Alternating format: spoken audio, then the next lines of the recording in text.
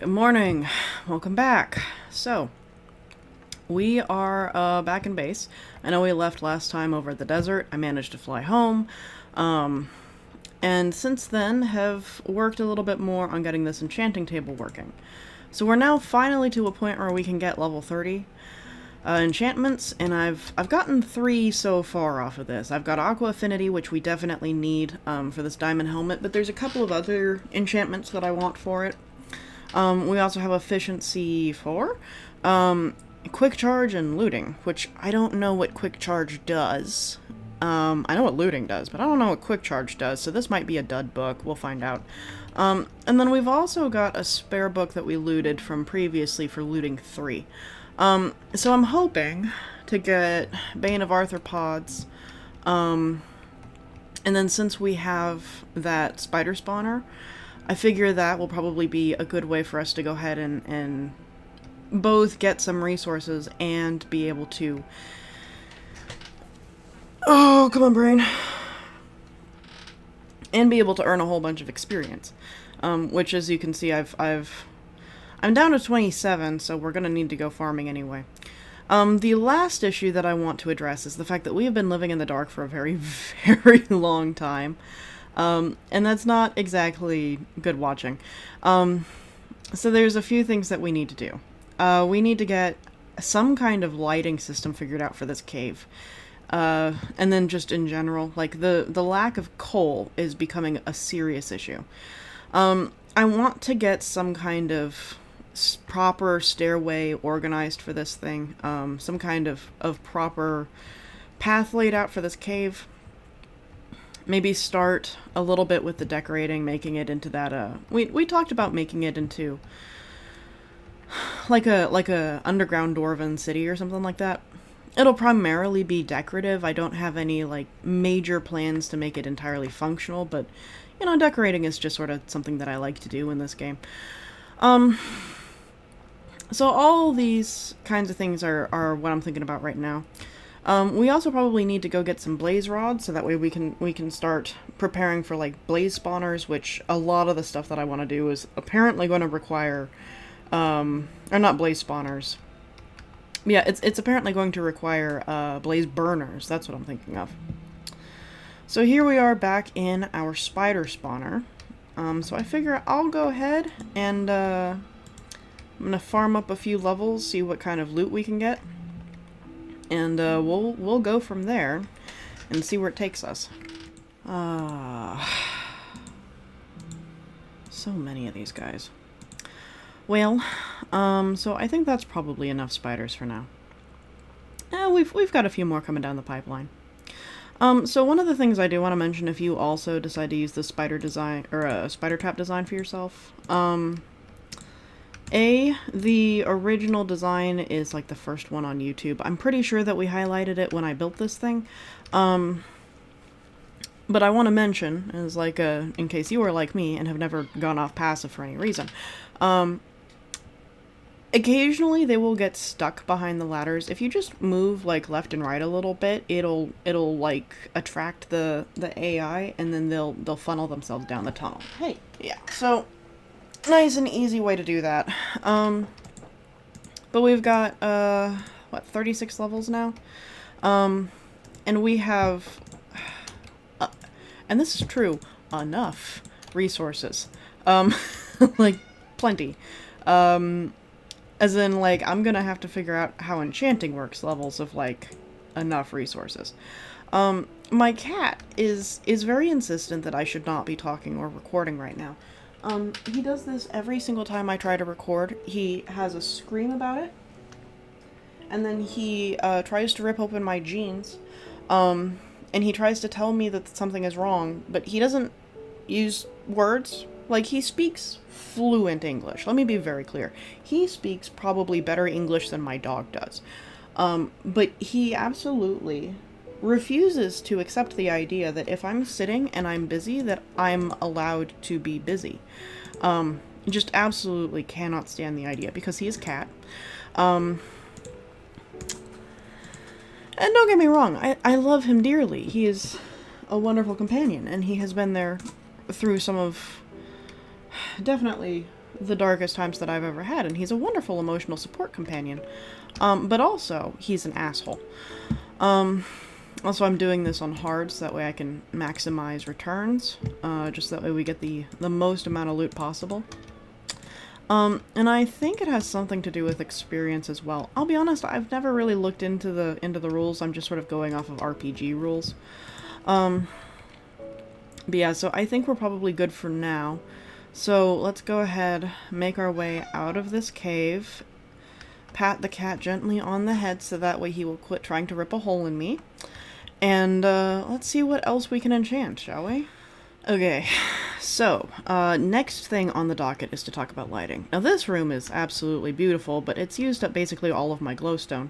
And apparently the copper's finished tarnishing. It actually looks really good. Once it's fully green, it looks pretty nice. So I'm pretty happy with that. Let's go ahead, dump off our resources. And while we do a little bit more enchanting, let's talk about lights.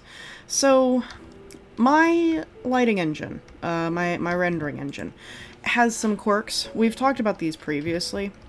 But essentially, it means that, for our purposes, that light has directionality now. And it also is generated in particle effects. Now, you wouldn't think that this means a whole lot for us, but it does. Can we get something that isn't quick charge, please?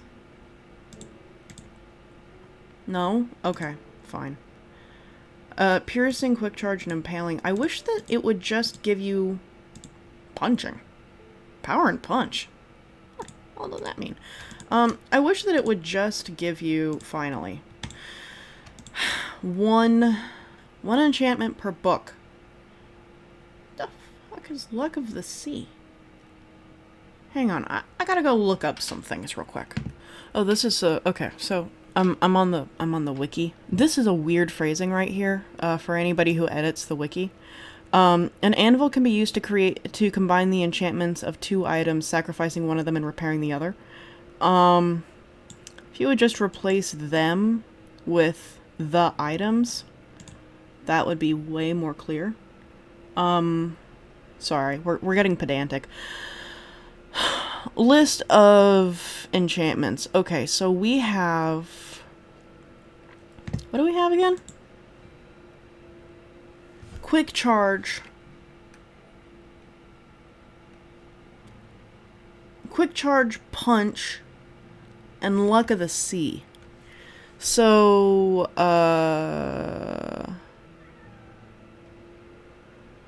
quick charge. Decreases crossbow charging time. That's cool. That's very cool. We don't have a crossbow. Maybe I should get one.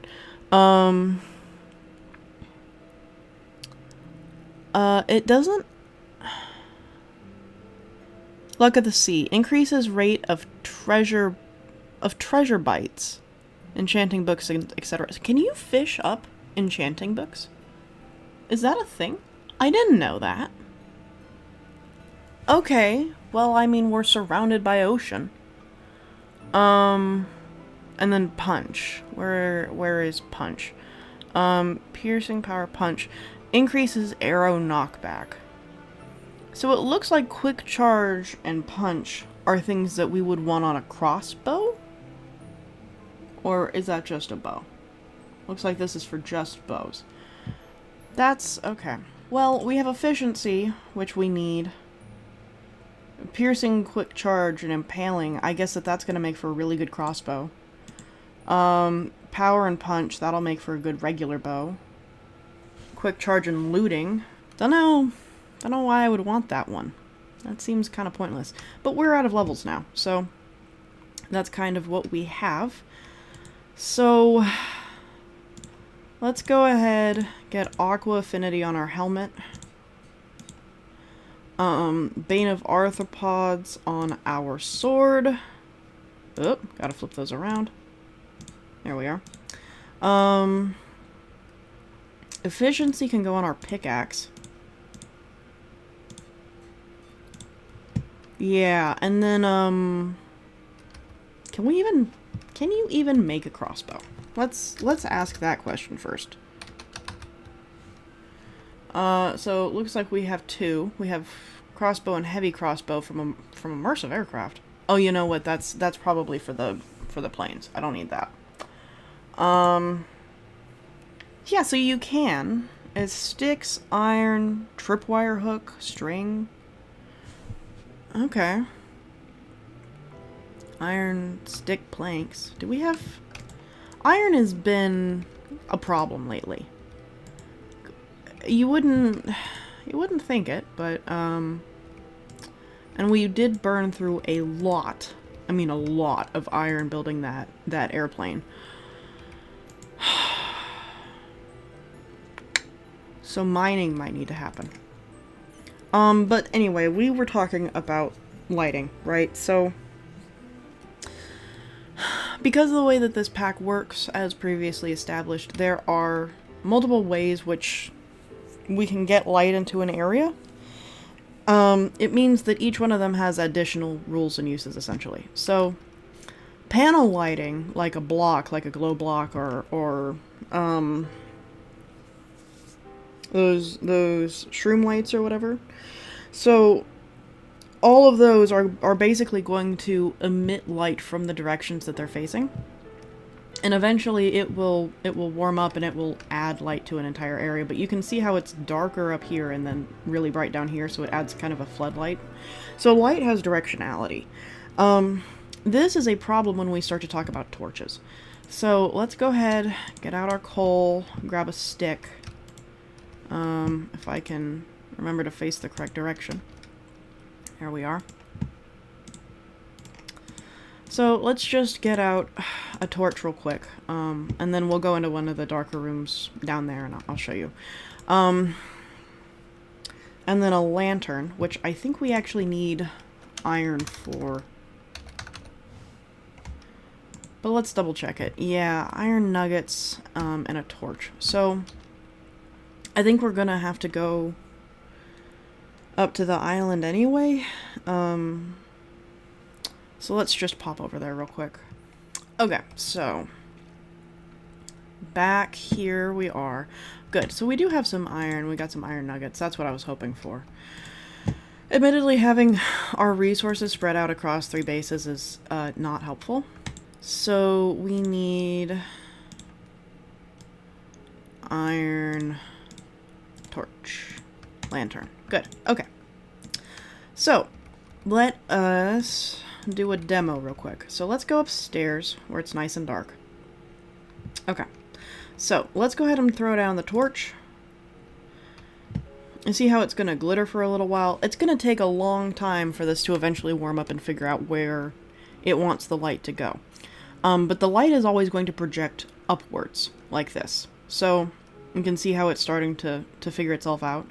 And it's going to flicker this entire time, which is not ideal, but it will eventually get to a point where, like, the light figures itself out.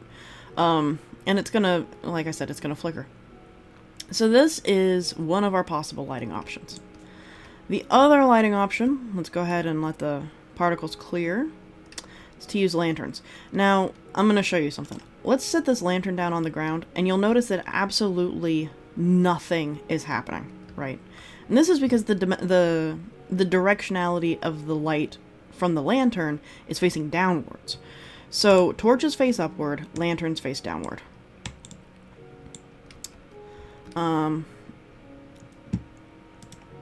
There we are. And you can see already, they're like way, way brighter. They warm up real fast and the light is stable. So these are basically our 2 small light sources. Now the next thing that I want to look at real quick, which might require us to go back into the Nether very briefly. Just for a moment. Yeah, because I don't think I have any soul sand in here. Yeah, so let's go into the Nether real quick, and we'll grab some soul sand. And I don't have a shovel, do I? Of course I don't. Why would I plan? That sounds ridiculous. Why would I do that? I don't have any blocks to get me over there. You know what we do have? We have this path down here. I'm just gonna grab a couple of blocks. Because I know we have soul sand down on this beach. Yeah, here we are.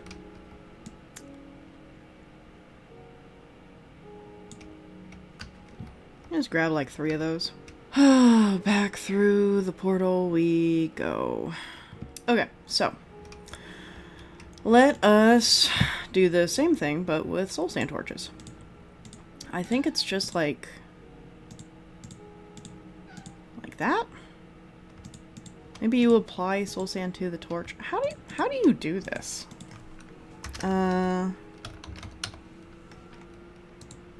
Soul torch. Soul soil, stick, and coal. So I'm not entirely wrong. Just yeah. So okay. So there's our soul torch. Let's go ahead and get a soul lantern so that way we can compare. Oliver is saying no. He would like me to know that he is displeased. He is confuzzled and, frankly, offended. Okay, so here is the light from our regular lantern, right? Nice, simple, exactly what you expect, orange. Let's go ahead and get our soul lantern. Let this disperse a little bit. There we are. Look at this. It's blue. It's like actually like dynamically lit, and it's pretty. Now this has some interesting effects, especially depending on the style that you build in. So I did use the soul lanterns back on Plastic Beach. So, in fact, let's just, oh, this is the wrong door. Any excuse to fly my plane I will take. Just thought I'd mention that, but since it's nighttime for just a little bit, grab out our fuel. Let's make sure we're going in the right direction. Of course we're not. Of course we're not. Why would I do that? Oh, and I'm too late. It's okay. We can still get a flyby. And let's not crash into the ocean, shall we? Yeah, so you're not going to be able to see it very well, but, there it is. So, whoop.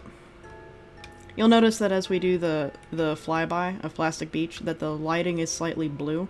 So that's what I was doing in there, is I was using the soul torches. However, it is worth noting that there are some other effects that we can use. Let's go ahead and land, and I am going to do something a little bit sneaky real quick. Woo! Let's not bash the airplane. Okay. There, and we've repaired it. Yeah, give me 1 second. I'm gonna go somewhere real quick. Okay, so I have popped over to a little side project I've been working on for my own sanity. So I mentioned that I've been enjoying using tutorials from other people. This is one of those cases. I did not come up with these designs. Give me a second. I'll go grab the credit. It is from Stevler on YouTube. Really, really cool designs. But I have found that when you're working with any cherry wood, adding the soul torches makes it, I don't know, just more enjoyable.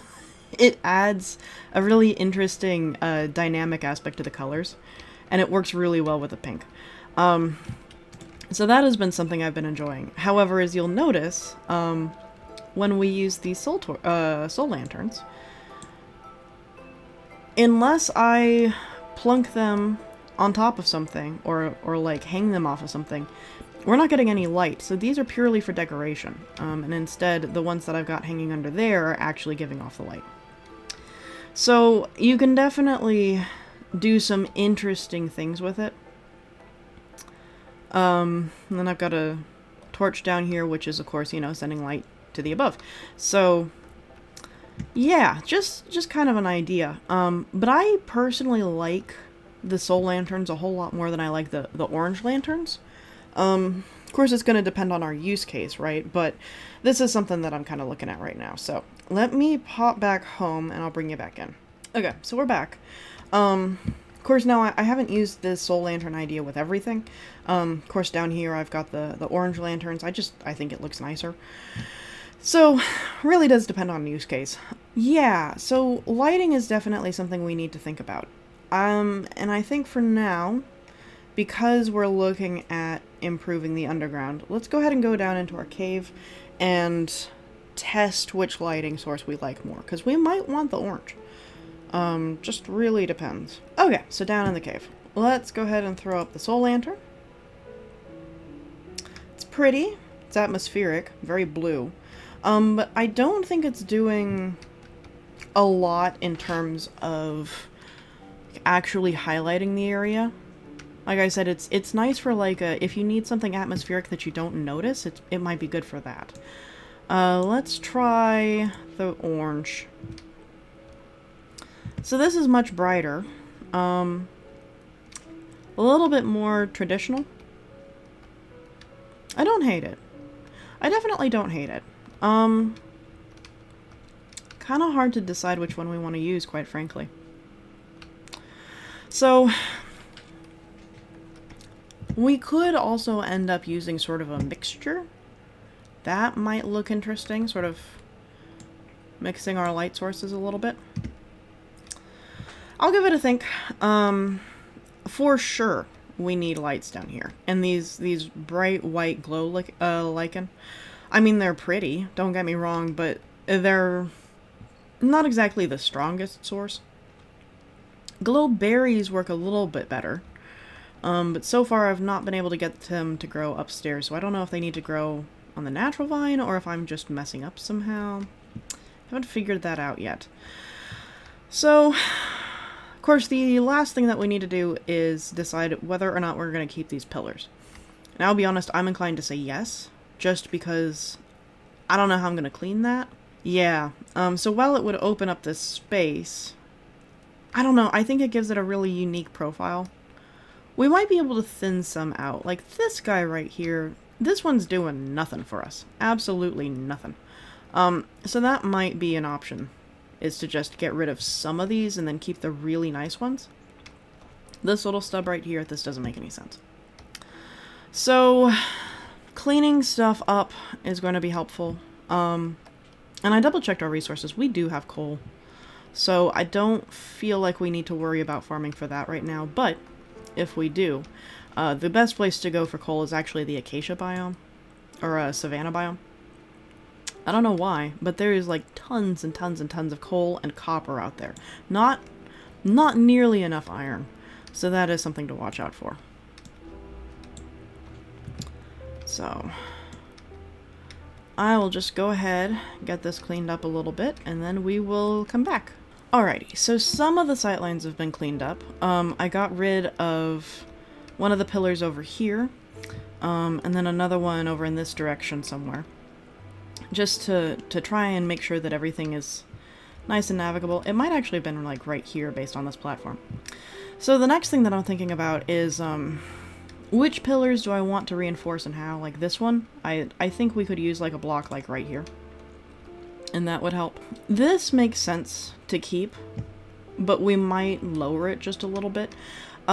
Just because of the way that this corner is set up, I feel like if we got rid of this pillar, this cave would feel unbalanced. Oh, and there's a piece of diamond there that I've missed this entire time. Wonder how many of you guys have been shouting at me about that for a while now. Anyway, diamond piece. So, the next thing to do, really, is to start filling in holes and to decide how we want to level this place. So, this whole section right here, I think that we can probably fill this in. Just make it nice and smooth. And then we'll have a 1 and 2 step gradient. And I don't mind that, and I don't mind it getting higher at the edges, but we will need to clean these up for when we start adding in buildings and stuff. We talked previously about turning this into kind of a dwarven city. I think that this would make for a really wonderful, like, natural garden if we were to curate it a little bit. I did some experimentation with the moss, and apparently it won't just naturally eat your cave, you have to, like, actually use bone meal on it, which is nice to know. So, but I like the idea of having, like, a proper axolotl garden through here. Just making it nice and pretty and extending out some of this, the spore forest, or whatever it is that we call it.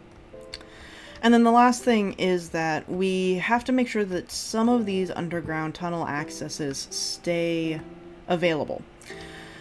Because some of them dead end. Like this one, I think dead ends. Yeah, so we can go ahead and cover this one up. But others of them don't, and they actually go further into cave spirals. And so that's something that I want to make sure that we keep until we're absolutely sure that we've mined those out completely. So that's sort of our next steps, I think. And then once again, lighting is kind of an issue. Just a little bit. So I like the glowiness. I want to keep that. But also we need some ambient lighting so that way we can actually see in here. So I think everything that I can do in survival, I'm going to go ahead and take care of it now. And then after that, we will think about maybe doing creative, maybe moving on to a different project for a little while. We'll see how tired and burnt out I am after this. Well, after a lot of negotiations with my cat, I think we've finally worked out a truce. The litter box has been completely cleaned, as per request. And though he wanted to have his, three-quarters empty, 1/4 full bowl of cat food refilled to the very brim, as is necessary in order to keep him from feeling like he's going to starve to death, I went to go double check, and we are now completely out of cat food except for what is in his bowl. So I let him know about this, and he has decided to settle. Like I said, his English is extremely good. He just has no idea how to talk. So, hopefully, that keeps him from clawing my legs for like another half hour. We'll see, maybe. I don't know. This is the problem with cats, right? I love them. Don't get me wrong. I love them to bits and pieces. But they are neurotic. in ways and levels that you don't really realize until you have one. They're very sweet. They're very loving. They can be wonderful for your mental health. They can also be bastards. And just unquestionably just sometimes the worst. So there's a lot of negotiating and keeping up and making sure that like you eventually have to figure out how to interpret their screams, or else you're just not going to have a leg anymore. Oh, and it's zoomy time. Alright. So, yeah, they will force you to learn their language. There's just no getting around that. And if you don't, you will regret it rapidly. So, by the time that you're relatively acquainted with your new cat, you will be bilingual in a language that most other humans don't speak. It is really nice for code, I will say. Like, if you and your roommate or your spouse or whatever both learn cat and you need to have a conversation, you can just have a conversation in front of guests in cat, and yes, they will never come over again, and they will look at you like you've like sprouted tentacles. But, I mean, like, you know, nice easy way to talk about taxes if you really have to. Can't say that I fully recommend it, but it's an option. But no, seriously, they're strange and delightful. But it is absolutely one of those things where if you don't realize what you're getting into, there's no good way to fix it. Like, you just have to cope, and eventually figure out how to come to a truce. And you have to be willing to accept the fact that, you know, your cat speaks English, or whatever language you speak the most in the household, and they will understand every word you say. They may not necessarily be good at processing it. They might come to some errant conclusions, but they will figure it out. So either you have to figure it out with them, or you have to be prepared to have some weird negotiations. So that's cat ownership. The good news is that that hole is filled, that hole is filled. This whole situation right here, so this pit leads into these pits over here. So this one wraps back around, it goes under here. curves this way, and then it ends up over here at this hole the long way around. So really, this can probably get filled in right here. Like, we don't actually need it.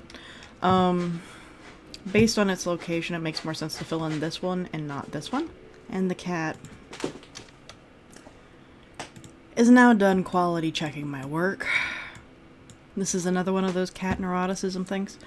If you have just freshly cleaned a litter box, they must make sure that, you know, you did your work appropriately. You know, by using the litter box immediately after you get done, you know, cleaning it. I don't know why. Every cat does this. It's like getting a... Sir! It's like getting under the bed sheets when you're trying to make the bed. They all do it. What?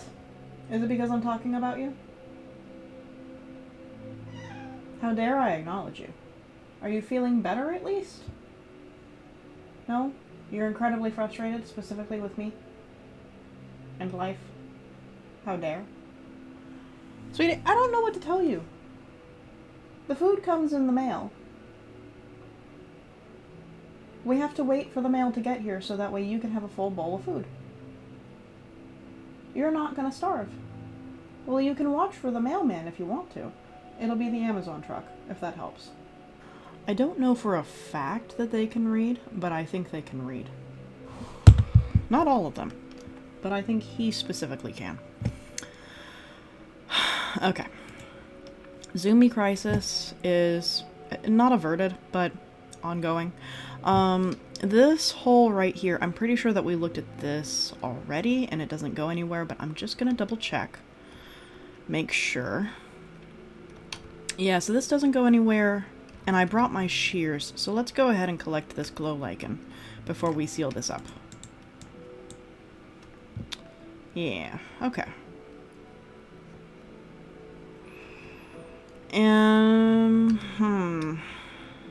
There we are. And then I like to do 2 under because after many long years of terraforming and only doing the surface level and falling through like a pit, I've learned better, so this is what we do now. If I have the resources to spare, 3. 3 is better, but for now we'll just do 2 and block off the hole. So this should be fine. 1 more. Okay, and now we can clean this up. And let's have some potato salad. Perfect. Okay. And that should regenerate health. Alright. I guess this hole is next. Yeah. Yeah, I think so. Slowly but surely. Like, the nice thing is that there really isn't actually a lot to do. It's just making sure that it gets done. And then the other thing is, do we want to go ahead and level out this whole plane right here? It kind of makes sense right now. Yeah, I mean, this secondary layer really isn't doing us any favors. But I do think that I want to keep this waterfall. So let's go ahead and frame this out. Yeah, there we are. So the real question is, for me at least, if I'm going to be frustrated eventually with the fact that I did this in cobbled deep slate, rather than just expending the resources to do this in regular deep slate. I don't know.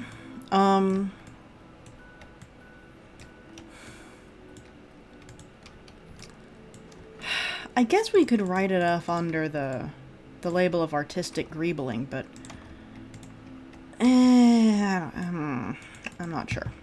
Quite frankly, right now, I think the goal is to just get the job done, and we will worry about aesthetics later. It's not as bad as regular, like, stone and cobblestone. Like, it's really noticeable there. But because the cobbled deep slate and regular deep slate, like, their palettes are virtually identical, it's just a matter of varying the texture. And quite frankly, that I don't mind so much. We are, however, going to run through our deep slate reserves, which I'm kind of down for. Because quite frankly, we're kind of running out of storage, so the more we can thin out our stockpiles, the better at this point. Okay, so this should be the last of our deep slate. At least at this house. So the next option is, of course, for us to go ahead and start cleaning up and trimming. That will give us some resources, but not nearly as much as we're burning through. Unless I decide to go really overboard with it. And that is fine with me. I'm mostly interested in making sure that we keep all of our technical resources. The building blocks are kind of negotiable. Well, I guess while we're sitting here and passing the time, right? Well, I don't know what you guys have been up to lately. I have been on a Warhammer kick. I get into these every so often. Like, you know, once a year or so. And lately, I have been reading Fall of Cadia. So, for those of you who are into Warhammer and you know the Poor Hammer podcast, so their book club is fixing to do Fall of Cadia this month, which I'm very excited for, because I've never actually sat down and read a Warhammer book. Watched lots of lore videos, but never actually, like, read anything from the Black Library. So this is kind of my first introduction, and so far I'm actually really happy with it. Like, so I know the story of Fall of Cadia. Like, there was never going to be any major surprises as far as, like, the plot goes. Like, the planet Cadia is going to fall. It's in the name. Like, you know that you're coming into it to read a tragedy, and oh boy, you get a tragedy. And it's, like, if you're into it, it's really good. I normally don't like tragedies. I normally like to know that everybody's gonna be okay. Warhammer is kind of the exception for me. And we are completely out of Deep Slate. Excellent. So let's go ahead and start cleaning up a little bit. But yeah, Warhammer is kind of an exception for me, simply because, you know, it is supposed to be grimdark. It is supposed to be, you know, horrible. Like, you know, so it's sort of a tone setter. Like, you know what you're getting when you start reading a Warhammer book. So in that way, there's not a lot of, like, major surprises. Like, you're not gonna be surprised when everybody dies, right? Because it's Warhammer. Everybody dies. But that being said, I will say that despite the fact that you are going into this book knowing the end of the story, it's not like John dies at the end. Does John die at the end of that book? I'll let you find out.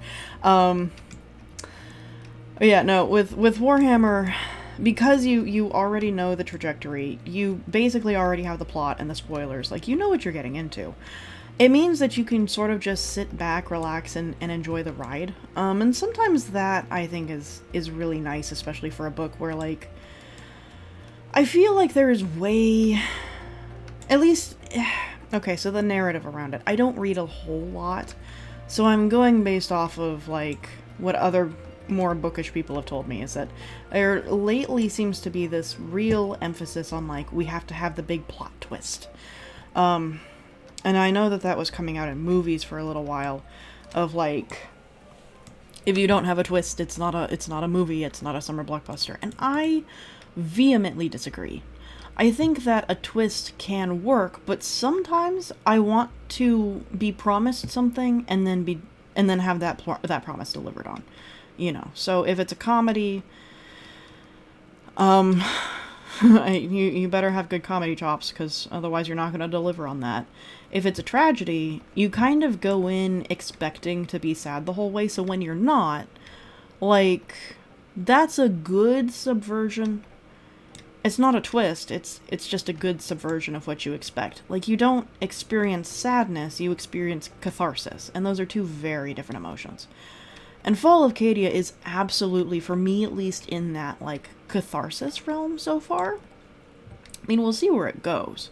I'm not done with it yet. But it's been very enjoyable so far. I will say, though, it is not, like, if you don't know anything about Warhammer, this is not the way to get into it. I'm just going to tell you right now. I don't have a lot of good answers for you.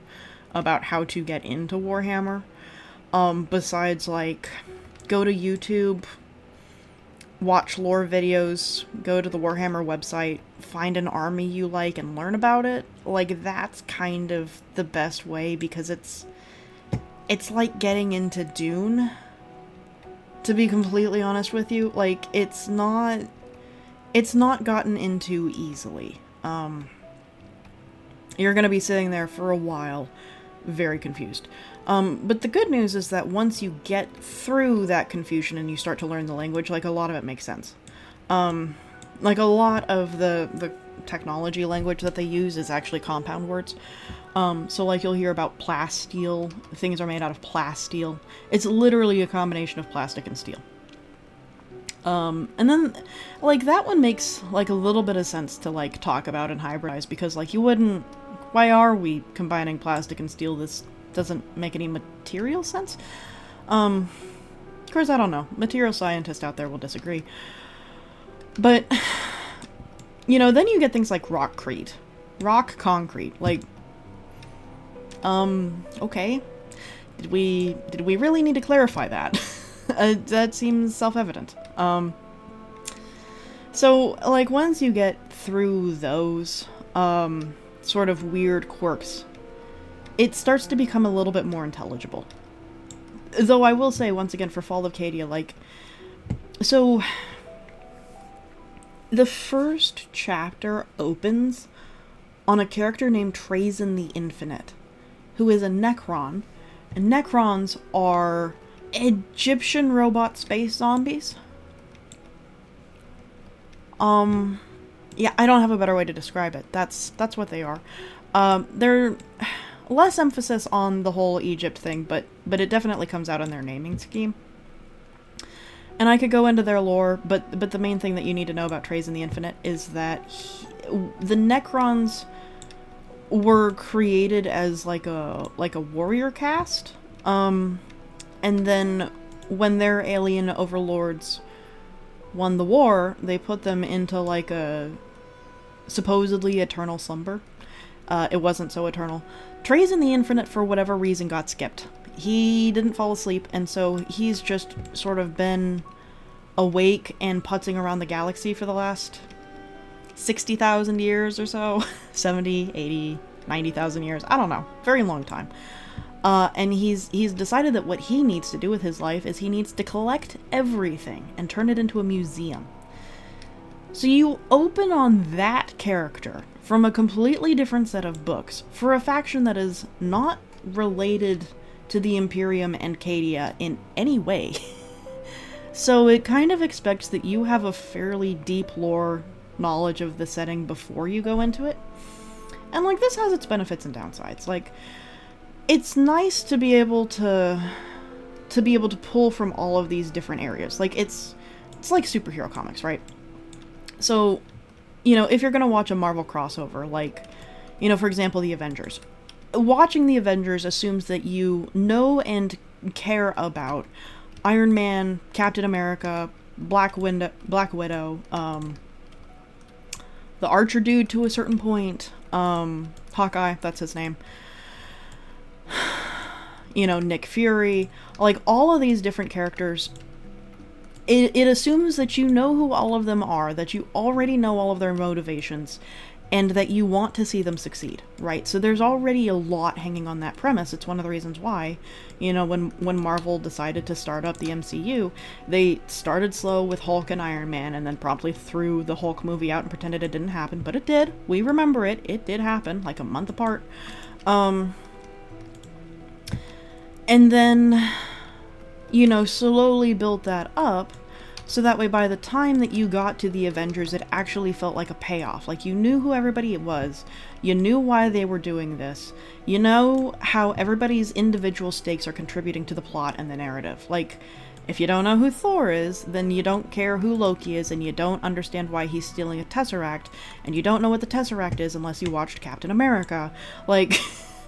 You know, this whole network is this ecosystem, essentially. And it is a slow, difficult thing to get that kind of build-up, but once you do, and you do understand who everybody is, and you do start to care about why they're here and why they're doing what they're doing, it can be very rewarding to watch these characters just sort of live their life and do their thing. You know, like that is one of the benefits to it. Of course, the downside is that you have to do all of that work to begin with. You as a writer, you as a watcher, a viewer, consumer, whatever you want to call it. Like, it's a labor of love to get into the subject. And that is sort of...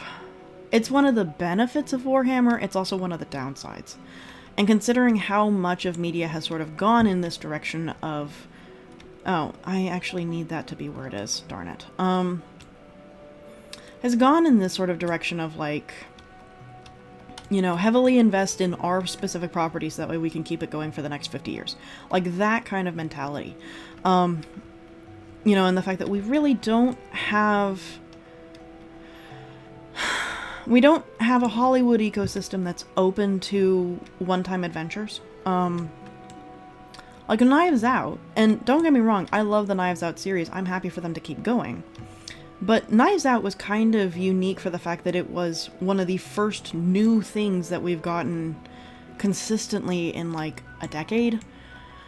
So when we finally, you know, saw it, and it didn't have a book tie-in, and it didn't have, you know, an expectation of an entire series, and we were done with the mystery afterwards, it was kind of a breath of fresh air.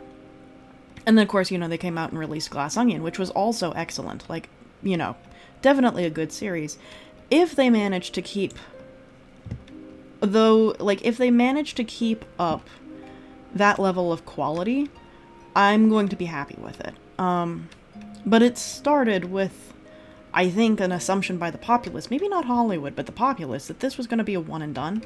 And so it kind of gave everybody the freedom to, like, invest, and for them to put in the maximum amount of resources that they could, especially writing resources, to just make a good plot and good characters, and not write off, hey, we didn't answer this major question that we'd been asking you to care about since the opening act.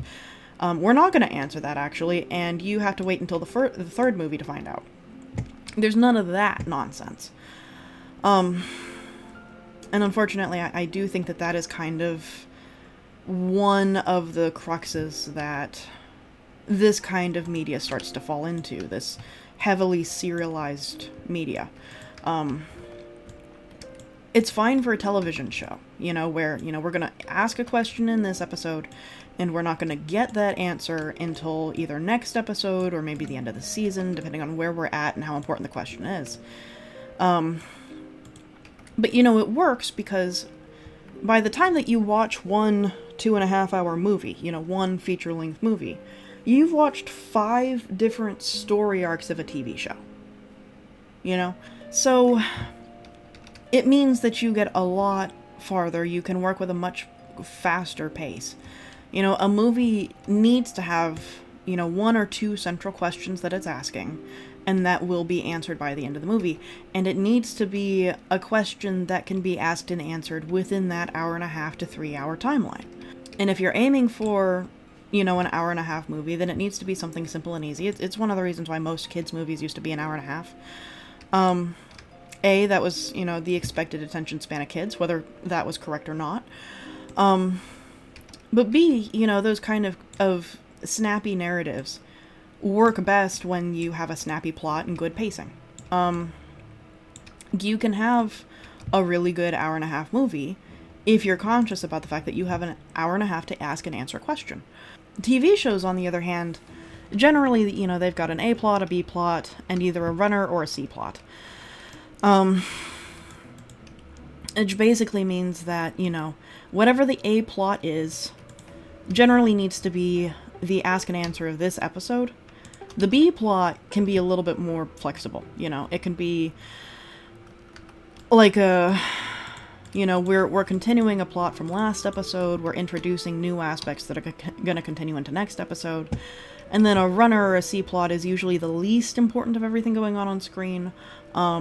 It can be your, like, series-long question that you're slowly dealing with. It can just be the joke of the episode. There's a lot of flexibility there. But, you know, there still does need to be this sort of respect of time and investment, right? So when you have a mega series that's going to go on for years or decades or whatever, there's sort of this assumption that you're free to ignore people's time and investment because you assume that they're going to stick with you for the entire thing once they get invested. Not necessarily, you know? So if you're willing to settle into something long term, you know, something where it takes a very long time to build up and for you to get answers and pay off and things like that, works really well and it can be satisfying. If you're not willing to invest that time, it can be extremely frustrating and off-putting. And especially like right now where there's so much happening all the time and so much constantly competing for investment and time and attention, I think that there does need to be a little bit of balance, you know? So, I've been thinking a lot about like media literacy is, I guess, like the blanket topic, but not the aspect of like what is a show asking you to think about, what kind of morals is it teaching, and is that something that you need to ingest? Like not that kind, right? We're not talking about agendas. More the media literacy of like what is being asked of you time-wise, investment-wise, knowledge-wise, and is that a worthwhile investment of your energy? And that has been something that I've been a little bit more interested in. Because, you know, I got things going on all the time, you know? So, it's like, okay, so there's a game called Space Engineers, which you would think that I would probably be playing on the channel right now. Like, it seems like it would probably be my kind of game. I've played Space Engineers enough to know that it would become my new World of Warcraft if I let it. Especially if I got it on the computer. The Xbox version is really bloated for the amount of controls that you actually have. It works better on the computer, I'm just gonna say it. Because you actually have a full keyboard. It's like trying to play World of Warcraft on a controller for an Xbox. Like, you can do it, but there has to be a certain level of determination. But I'm fully aware that, you know, if I got into something like Space Engineers full-time, that it would be... It would try and become my full-time job. And I would have the inclination to let it. Like I said, World of Warcraft all over again. I've ended up having to quit World of Warcraft just because I don't have the time for it, I don't have the investment for it. And quite frankly, I mean, I played that game for 12 years? I don't know. Wrath of the Lich King, like, right around that time is when I got in. And I've watched the game grow, I've seen the story develop. And so I have two thoughts here, but one of them is that, like, the main reason why I've kind of gotten out of it is because Dragonflight felt like the natural end to every story I cared about. You know, the Legion's defeated, the dragons have gotten their homeland back, the afterlife exists, and we're not going to consider it any farther than that, because the writers sure didn't. Like, everything feels like it's wrapped up. And I know that they've announced that there's 3 more expansions, and that this is somehow... I'll be honest, it feels like they've sort of... Like, they've announced those 3 expansions as a warning of, like, hey, we're gonna end this game, you have 6 or 9 more years to play it, and then after that we're gonna shut off the servers. And maybe that's a little bit doomsday, maybe that's not actually what's gonna happen, but it does kind of feel like it. Like, I'm kind of out of narrative threads to care about. The whole Azeroth has a sword sticking out of it thing. Either Azeroth is gonna hatch, or it's gonna die. And based on just the little bits that we've gotten about the next 3 expansions, my money's on Azeroth is gonna hatch, and that is going to be the catalyst for potentially a World of Warcraft 2. That's what it looks like to me. You know, maybe I'll be wrong. But that's kind of all I wanted to know. Like, thanks. That's my question answered. I'm kind of happy not having to play it in order to get there, you know? Don't have the time, don't have the energy, don't have the inclination.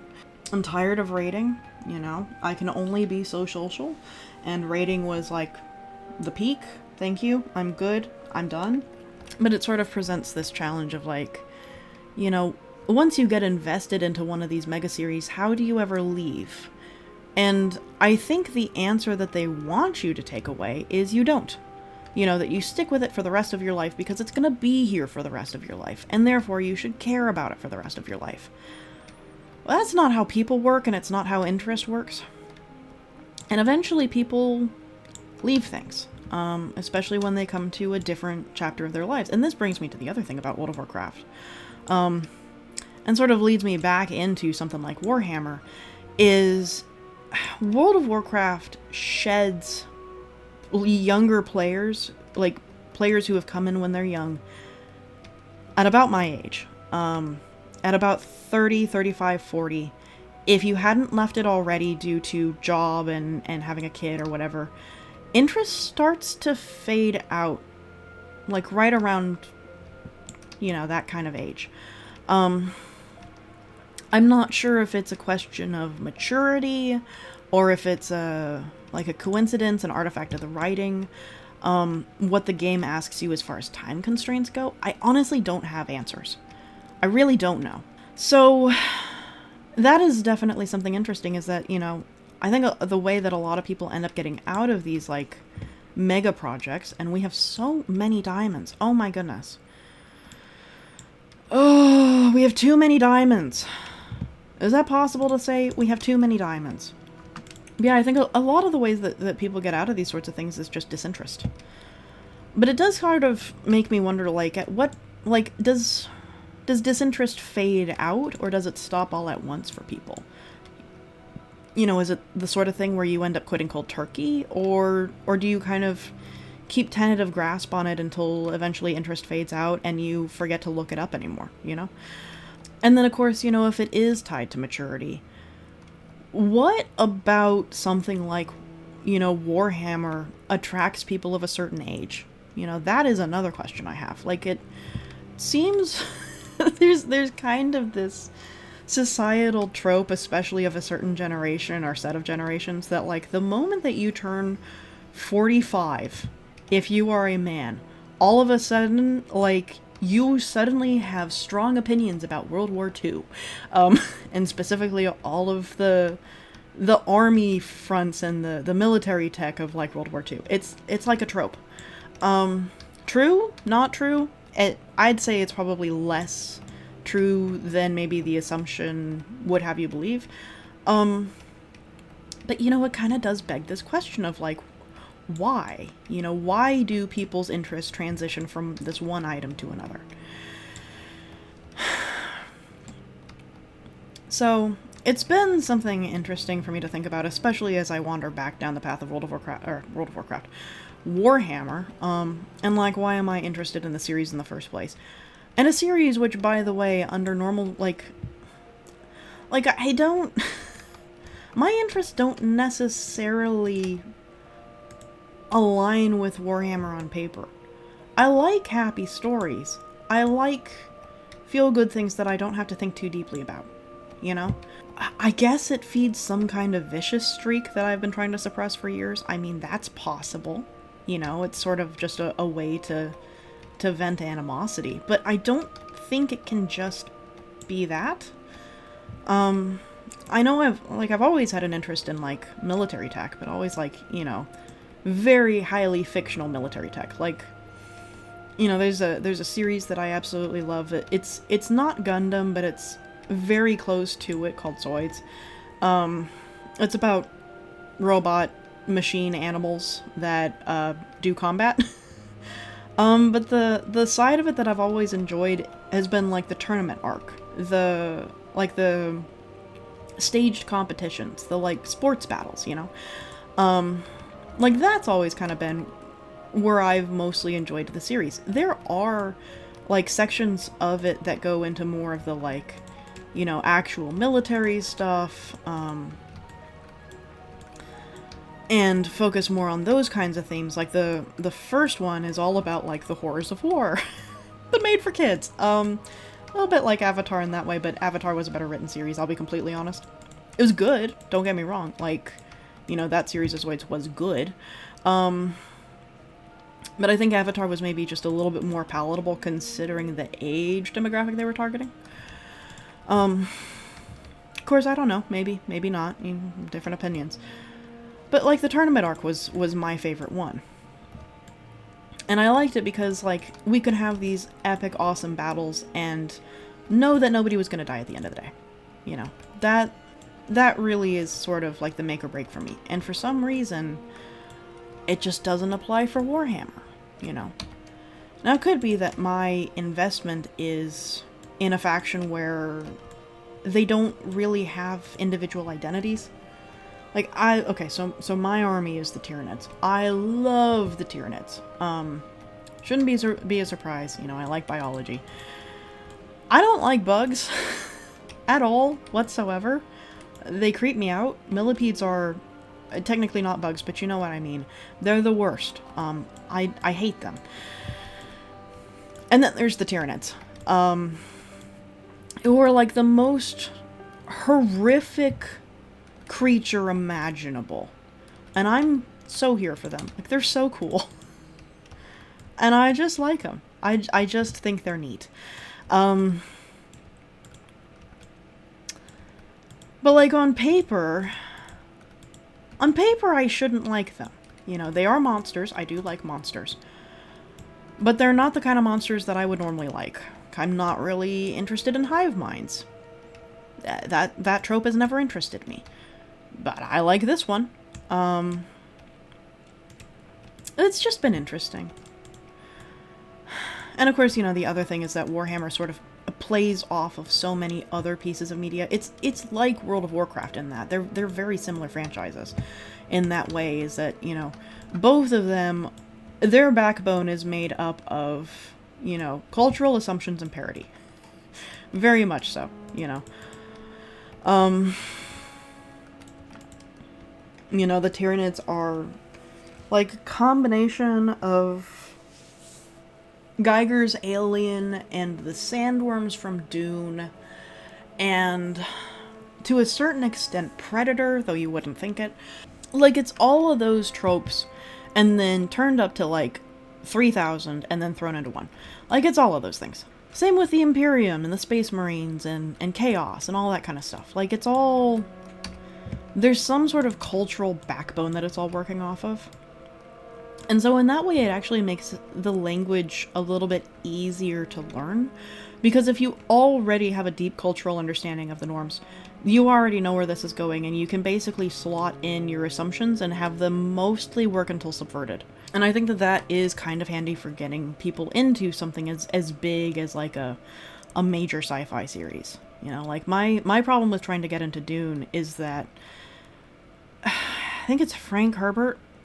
Like, he was basically writing the Lord of the Rings of the sci-fi universe. And the problem with that, I mean, he was, as far as I can tell, he was probably working off of, you know, 20,000 Leagues Under the Sea and Asimov and all of those kinds of things. So, like, you know, there is a language there, but it's a language that's far older than what I'm familiar with. And that is sort of a danger, is that eventually the cultural language will age out to the point where it is no longer relevant to understand the newer thing that you're trying to understand or to learn. Like, that can be a difficulty. Hello. Are you letting me know that it's time for therapy? Thank you. Sir, what did we talk about? Oh, it's 11. 11 I have therapy. Okay. But yeah, so eventually you get to a point where, like, the language that you're trying to use in order to get people settled into the thing that you're trying to introduce them to, just ages out to a point where, you know, your audience no longer understands it. Not sci-fi, not fantasy, but one of the good examples of it in the fiction world is Jane Austen. Jane Austen assumes that you're living in Regency England. Just straight up, or that you're so near Regency England on the timeline that you basically understand what's going on. And moreover, that you're going to be an upper class person or familiar enough with the upper class to be able to have that conversation. You know, she was very much speaking to her peers at the time. And that means that when we go back and read something like Jane Austen, you basically need to have a history textbook open next to you so that way you can read up about Regency England and what they were eating and why that has cultural significance and how that influences the power dynamic and where people were sitting, tells you about their rank in society. Because all of these things were true. You know, all of these things absolutely mattered. But, you know, here in 2024, that language is unintelligible to us. You know, we don't have any perspective of what that looks like, and so we have to grow one, you know? And so that's kind of been an issue that I'm having with Dune, but, you know, unlike Jane Austen, where I can open up a textbook and I can say, okay, this is what we're doing, this is why we're doing it, you know, here's, you know, a few historical documents that I can use, here's a few history YouTubers, here's some clothing that I can look at, you know, get a reference for things.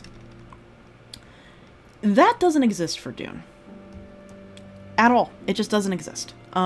You are basically having to work with, you know, the author's descriptions of the world and your imagination in order to create something that feels interesting and coherent to you.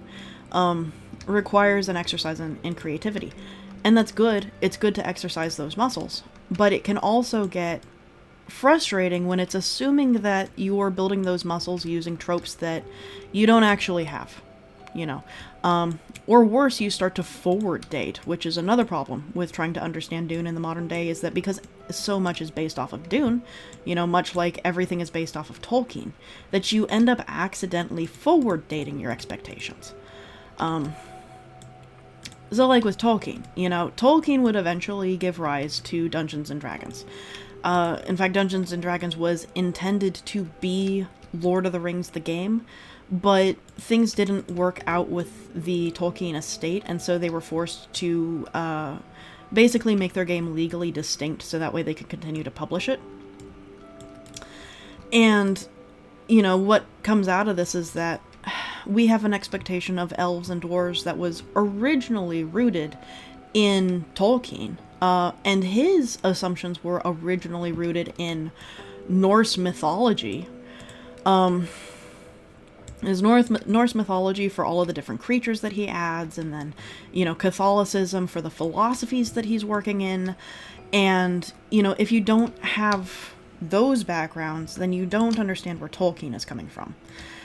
And then if you try to forward date it based on your knowledge of Dungeons and Dragons, you're going to start asking questions like, you know, why are the dwarves, you know, doing what they're doing? Where are my dark elves, you know? Because there's no such thing as a dark elf in Tolkien.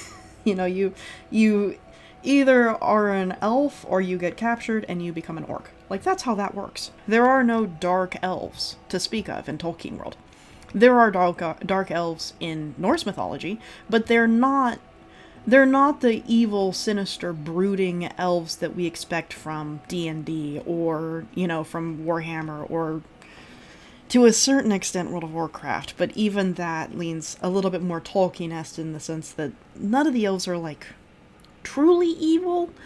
Like, the Blood Elves have their problems, don't get me wrong, but they have cultural problems, not an inclination to, like, worship darkness or anything. Yeah, so anyway, if you go back and you start to try and read Tolkien, then you can end up forward dating your expectations and then be very confused about why things aren't going the way that you expected them to, you know. So that's an entire extra cultural phenomenon, is like, you know, just how age affects media. Not just like your personal age, but the age of the media and the landscape that it eventually leaves behind. So anyway, that has been me attempting to fill up space and make mining interesting, because quite frankly there's no funky camera angles that I can do that's gonna make this any cooler. So yeah, I don't know. That's just what I've been thinking about lately. That and the role of intelligence. 'Cause, okay, it's an entire rant, but the long and the short of it is that we like to assume that intelligence is something that can be measured, and that is a fallacy. Intelligence is qualitative, not quantitative. You can distinguish types of intelligence, but trying to measure any of them with numbers and empirical data, it doesn't really work. Like, you can try and associate numbers, but that system is always going to be a little bit flawed, you know.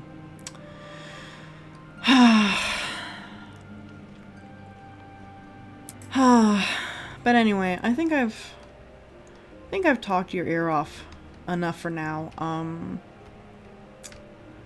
I don't know what we're gonna do with this half of the cave yet. I'm mostly focused. Oh my goodness, I can talk. Focused on this half of the cave for now. Getting it leveled out and prepared.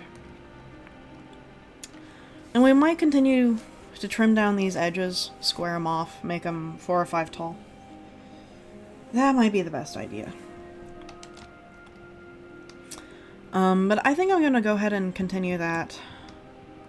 And, we'll come back. We'll come back when it makes sense to do so.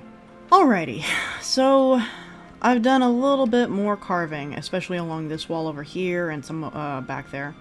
Completely leveled out this floor, all the way up into this area. So, I keep wandering past this hole, and I looked into it a little bit, and there is actually nothing there, so I'm just gonna end up covering it up, and then smoothing it over with the terrain, and I think that that'll probably look the best, and offer the most functionality. So, the next thing we gotta do is we gotta clean up this situation, actually get a proper staircase running up through there into the upper levels of the cave. But for now, one of the things that I do want to note is that because we're starting to get this all cleaned up and the lines smoothed out and everything, it is giving the cave this sort of, like, prepped kind of feeling. Like, it's in that awkward stage between being a natural space and being something that's built. It's disappointing that we have to leave it at this point right now, but I think that there's really no better options. Now, of course, I could take down this entire floor right through here and completely level it out with this. But I kind of don't want to. I like the idea of finishing out this edge and then having this be like a slightly deeper pit. And then we'll do something with it. I don't know what, but that'll probably be more in the realm of, like, creative mode once we get to that phase. For now, though, there is something that we need to tackle. So, we've got spider eyes. We're out of experience. We're still trying to build up enchantments. But what we do have is an Aqua Affinity helmet, and we have a blaze spawner in the nether. So we're sort of at a crossroads. Those are the words. My goodness, I can think. So I think that killing blazes is probably something that's best done off screen. For now, I think let's go ahead, grab out our Aqua Affinity helmet, and what we really need is sponges. Because in order to get more of the upper level resources through here, I need to be able to deal with the water situation. And in order to get more decorating blocks... Rain, thank you. Thank you. I knew we'd get there. Yeah, in order to get more decorating blocks, definitely going to need things like ink, and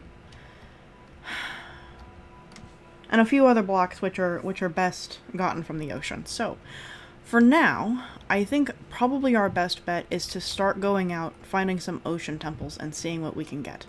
First off, what does Aqua Affinity do? If it makes it so that way I can see underwater, I could do that already. So that doesn't seem to be what it's doing. It might be a movement benefit? Oh, let me double check. I used to know this. Aqua Affinity. Increases underwater mining speed. Perfect. That's...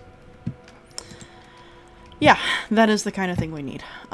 It's also a great opportunity for us to finally take out our boat. Let me make sure that I've actually got space in my inventory. Let's leave some things at home, I think. I don't need flint.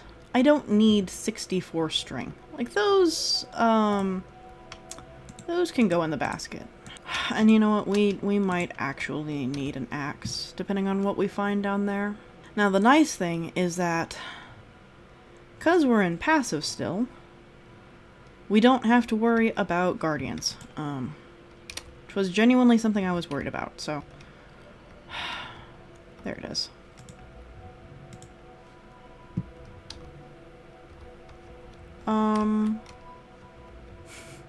Okay.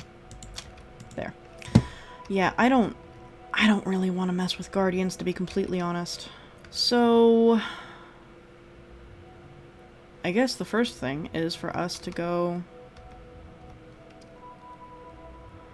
find a temple, which I know that there are some around here. We've passed many of them. There's Mushroom Island. There's one. I knew we were nearby. There we go. Okay. We've got our mining pick. Let's get to work. Oh, this is so much better. Oh, I'm so glad we waited. Okay.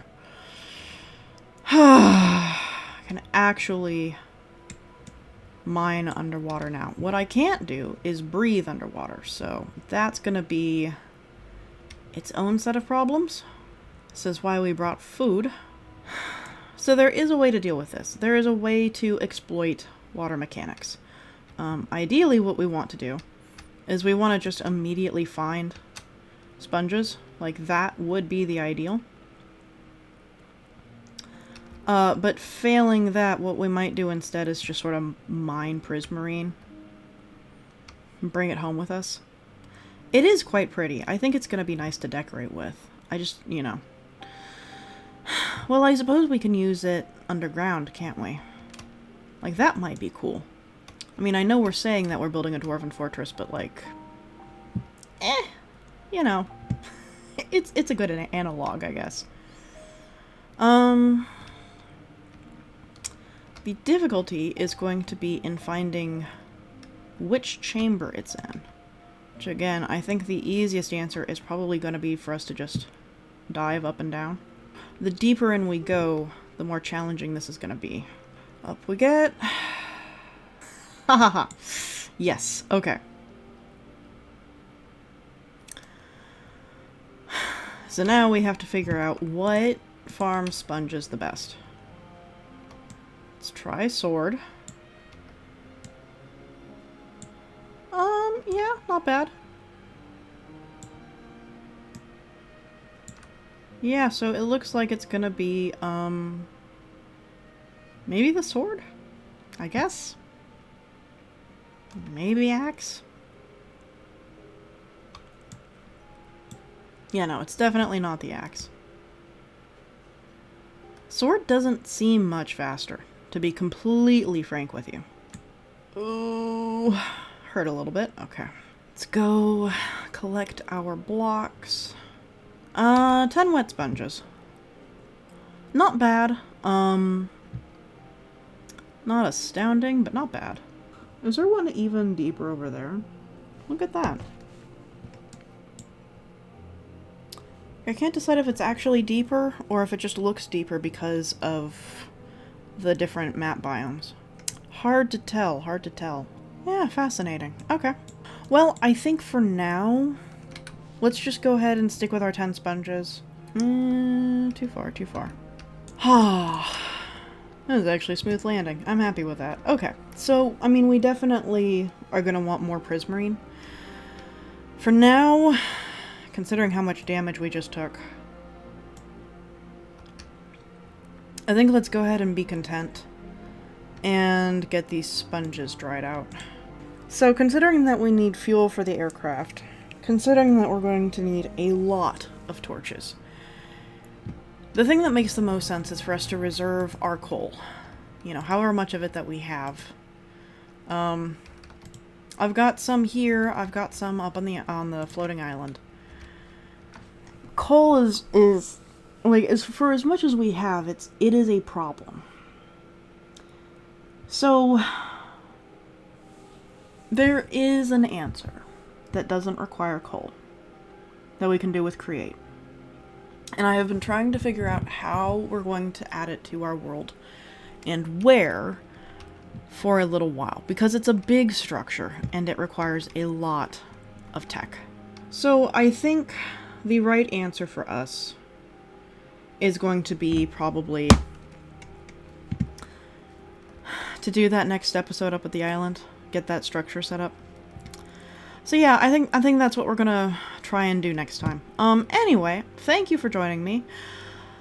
This has been a mixed bag of an episode, but I hope it's been fun. Yeah, so anyway, I hope that you guys are having a good start of your week. Good luck with your Monday, have fun, happy building, I'll see you next time.